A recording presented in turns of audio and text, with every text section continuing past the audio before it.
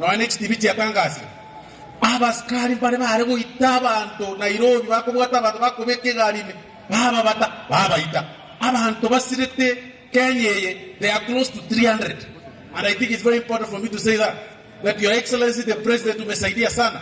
Watu wetu walipotea in that special unit ya kushika watu. Hii stadium mimi nasimama hapa kama chief whip. Wakati fulani nilikuja hapa wakati mzee wetu Nyachaya alikuwa nazikwa, nikashikwa na askari kama 10, nikazungushwa police station kama 10.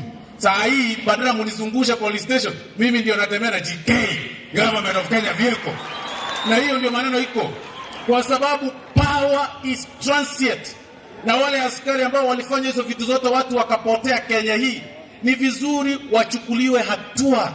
Hata hapa kwetu Kisii kuna wakati ng'ombe zilikuwa zinapotea hapa Nyamira.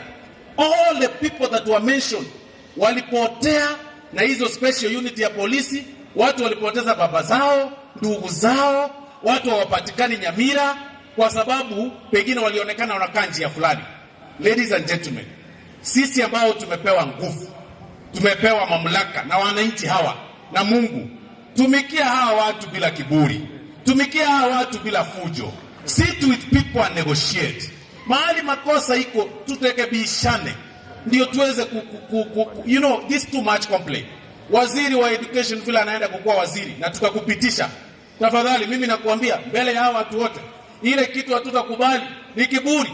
Osoro yuko, mimi nitakukataza ukileta kiburi hapa, mimi nitakukataza kwa microphone.